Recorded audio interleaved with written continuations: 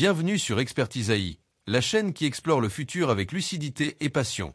Aujourd'hui, je vous invite à un voyage au cœur de l'une des révolutions les plus marquantes de notre époque, la révolution numérique portée par l'intelligence artificielle et les données massives. Ce n'est plus de la science-fiction. L'IA est déjà là, intégrée à nos vies, de nos GPS à nos filtres photos, de la médecine à la finance. Mais savons-nous vraiment ce qu'elle est, comment elle fonctionne, ce qu'elle transforme et ce qu'elle menace aussi? Dans cette vidéo, je vous propose une plongée guidée et accessible dans un ouvrage fascinant qui démystifie l'IA, en la confrontant à nos peurs, à nos espoirs, mais surtout à la réalité des faits. Nous parlerons de la différence entre IA faible et IA générale, du rôle central du Big Data, des géants du numérique comme Google, Amazon ou Tesla, des enjeux d'éthique, de biais et de vie privée, mais aussi de ce que cette révolution implique pour l'emploi, la souveraineté numérique et notre humanité. Est-ce que les machines vont nous remplacer? Ou au contraire, nous aider à devenir plus humains que jamais? Vous le découvrirez ici, dans une analyse nuancée, rigoureuse et surtout tournée vers l'avenir. Alors, si vous voulez comprendre l'envers de l'intelligence artificielle et participer à la construction d'un futur éclairé, abonnez-vous, activez la cloche et restez jusqu'à la fin. C'est parti! Bonjour. Aujourd'hui, on va s'intéresser de près à l'intelligence artificielle. Ce n'est plus juste de la science-fiction, ça améliore nos photos, ça optimise nos trajets GPS, c'est bien réel.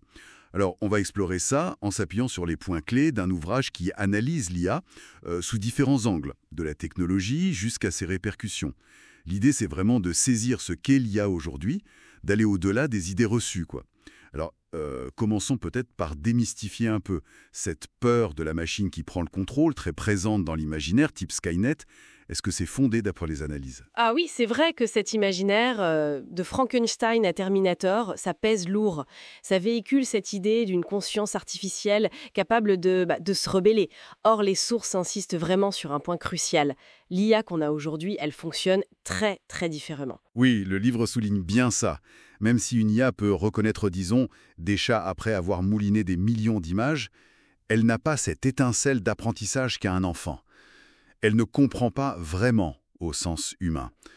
Vous pouvez nous préciser un peu cette notion d'IA faible qui est mentionnée? Absolument. L'IA actuelle, elle excelle, oui, mais dans des tâches très spécifiques. Gagner aux échecs, au Go, ou même aider à détecter des anomalies sur des radios médicales, par exemple. Mais voilà, elle opère sans conscience, sans compréhension du contexte global. Une IA qui repère des indicateurs de maladie, elle ne sait pas ce qu'est la souffrance ou la maladie elle-même, en fait. Donc le terme faible, ça signifie surtout spécialisée, puissante dans son domaine, oui, mais dépourvue de la généralité et de la conscience qu'on imagine souvent dans la fiction. Ce n'est pas Skynet qui arrive demain, c'est un outil d'une puissance nouvelle, certes. D'accord.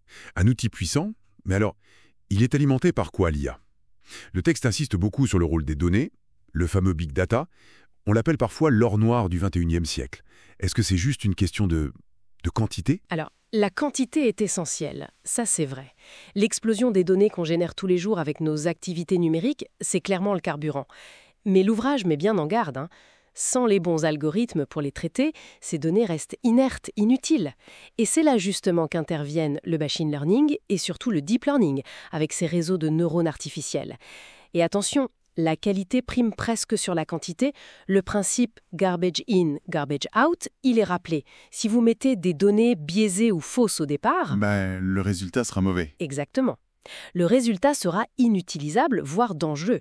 D'ailleurs, le livre cite cette préférence. Mieux vaut d'énormes volumes de données traités par des algorithmes relativement simples que l'inverse. Et concrètement, est-ce qu'il y a des exemples tirés des sources qui illustrent bien ça, cette combinaison données et algorithmes? On pense tout de suite aux géants du web, j'imagine. Oui, tout à fait. Les GAFAM, les BATX, ils sont omniprésents dans l'analyse. Prenez Google avec son PageRank au début, puis aujourd'hui son ciblage publicitaire, hyper personnalisé, nourri par toutes nos traces numériques. Ou Amazon, avec ses systèmes de recommandation, son optimisation logistique, les robots dans les entrepôts. Tout ça repose entièrement sur l'analyse de données massives. On trouve aussi des exemples comme Watson d'IBM. Il était champion de Jeopardy, maintenant c'est un outil d'aide à la décision dans la finance, la santé. Il analyse des volumes considérables de textes. Le livre parle aussi des voitures autonomes. On en est où là, réellement, d'après les sources? En niveau d'autonomie. Des systèmes comme l'autopilote de Tesla ou les véhicules de Waymo, qui est la filiale de Google, montrent des capacités assez impressionnantes, c'est vrai. Mais l'autonomie totale, le fameux niveau 5, ça reste un défi énorme, techniquement et aussi en termes de sécurité, d'éthique. Et là encore, on voit bien la domination des grands groupes telk. Ils maîtrisent tout, les capteurs, les données, l'IA, l'infrastructure cloud derrière. Oui, cette domination, ça soulève la question de la souveraineté, non? Le livre mentionne la stratégie française AI for Humanity. Est-ce qu'elle a une chance de peser face à ces titans, d'après l'analyse? L'ouvrage suggère une approche nuancée. Disons que la France, elle ne peut sans doute pas rivaliser sur la collecte de données au niveau des GAFAM ou des BAAX. Par contre, elle mise sur ses atouts historiques, notamment en maths, en formation d'ingénieurs, pour développer des expertises très pointues. L'idée, c'est de créer des niches à haute valeur ajoutée. C'est plus une stratégie de différenciation que de confrontation directe. D'accord.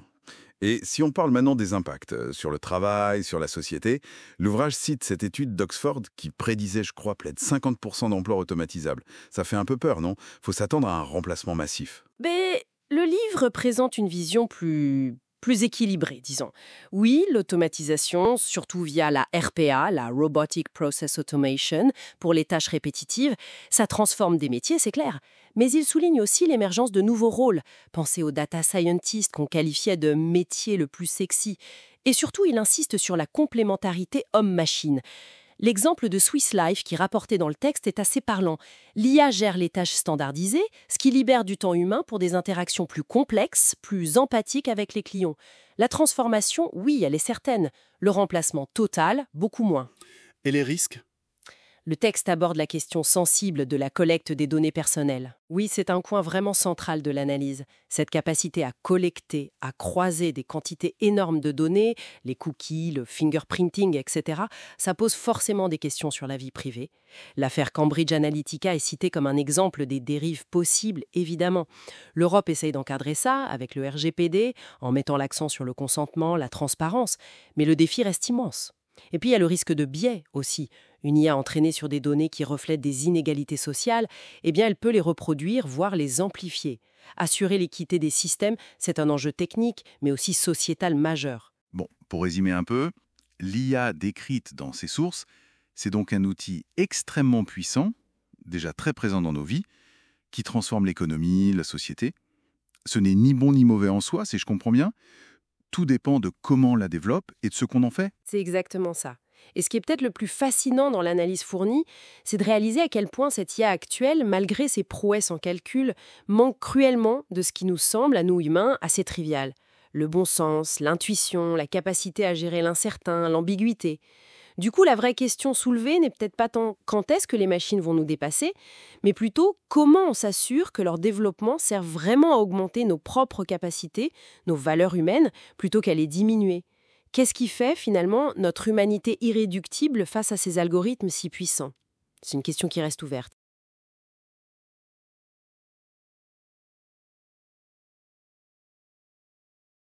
Voilà, nous arrivons à la fin de ce voyage au cœur de l'intelligence artificielle et de la révolution numérique. Ce que nous venons de découvrir, c'est que l'IA n'est ni un monstre à craindre, ni une baguette magique à adorer. C'est un outil puissant, façonné par les données, programmé par nos choix et influencé par nos intentions. Elle a déjà changé nos manières de produire, de décider, de soigner, de consommer. Mais elle ne remplacera jamais ce qui fait l'essence de l'humain, la conscience, l'empathie, le bon sens. L'avenir que nous construisons avec l'intelligence artificielle dépendra non pas de la technologie elle-même, mais de la manière dont nous choisissons de l'utiliser. Ferons-nous de l'IA un instrument d'exclusion ou d'inclusion? Un moyen d'asservissement ou un levier de libération? Ce sont des choix collectifs, des débats éthiques, des engagements politiques et aussi des réflexions personnelles. Et vous, comment imaginez-vous l'avenir avec l'intelligence artificielle? Partagez vos idées dans les commentaires. Je suis curieux de vous lire et de continuer cette conversation avec vous. Si cette vidéo vous a plu, n'oubliez pas de liker, de vous abonner à la chaîne Expertise AI et d'activer la cloche pour ne rien manquer des prochaines explorations. Ensemble, faisons de l'intelligence artificielle un sujet de société, pas seulement de technologie. Merci pour votre attention, et à très bientôt pour une nouvelle plongée dans le monde numérique et humain de demain. Prenez soin de vous, et restons curieux.